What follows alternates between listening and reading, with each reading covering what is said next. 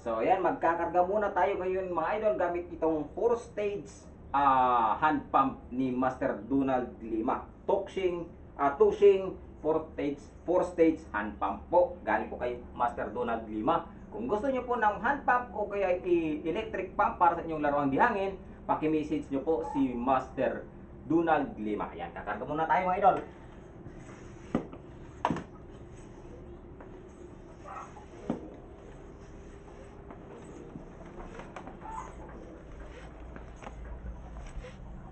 PSI lang ating habol dito. Para nang sa ganon,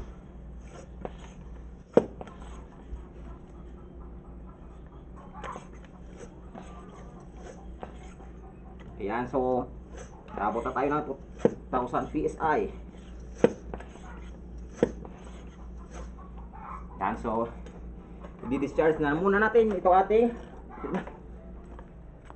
hand pump. So ganito naman po yan. I-open natin yung pinang bleed valve para po nang sa ganon sumingaw yung hangin. Ito yung bleed valve natin.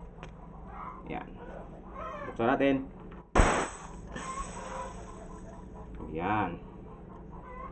So ito pong tushing foot pump po ay mabibili kay Boss Donald Lima.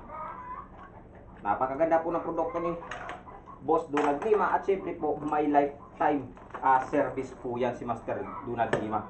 Kumpleto po ng mga accessories at saka kumpleto rin po ng mga gamit.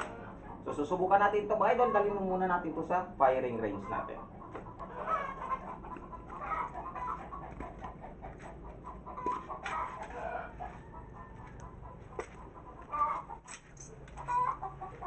Kuha tayo dito ng mga nalalaglag na bunga ng mangga. Yan. Ito muna yung ating pagpapraktisan kasi sayang yung target paper. Ito yung ating pagpapraktisan mga idol.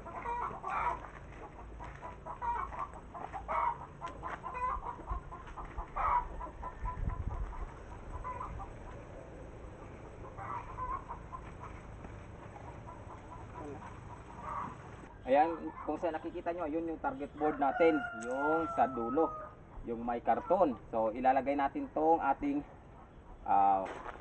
bunga ng mangga para ating mapagpraktisa. So punta tayo doon.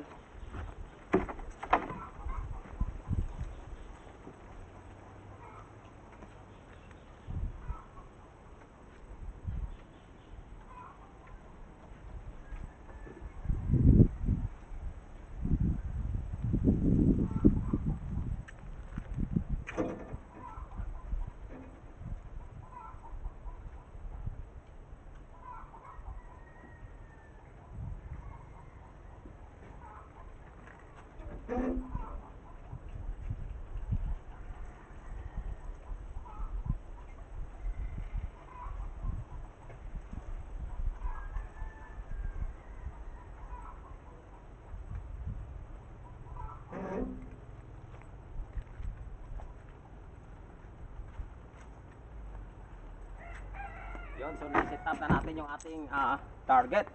So kukuha tayo ngayon ng bala.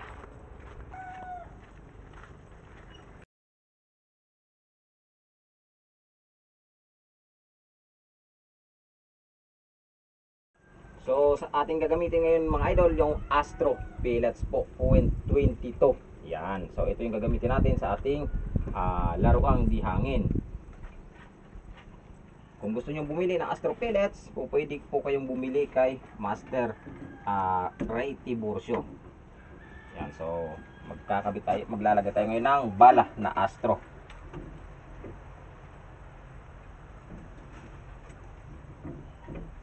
Yan, loaded na tayo. Yan, so susubukan natin ngayong patamaan yung ating target. So wala tayong sandbag o di po kaya so gagawin nating tripod yung ating paa mga idol. Yan, so eto for target mga idol, susubukan natin ngayon to tamaan.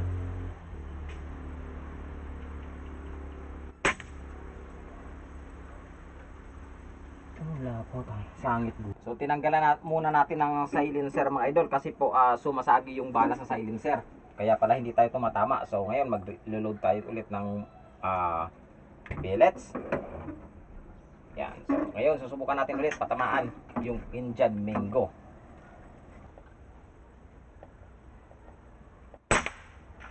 Ayun, sa inyong nakikita, wasak yung Indian Mango mga idol kapag tinamaan. Yan. So, ganun po kaganda yung tama nitong ating airgun, yung ating PCP mga idol. Wasak yung Indian Mango na ating pinatamaan. So, sumagi kasi kanina yung ating bala dito sa ating silencer. Kaya po, hindi tayo nakatama. Boss! So, yan, titingnan natin ngayon yung ating pinutokang Indian Mango.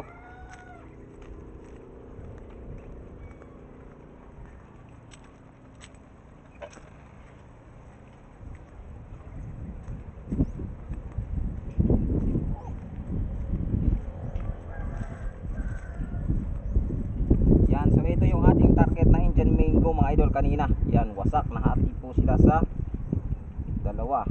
Yan. So, eto na. So, yan yung sinasabi natin na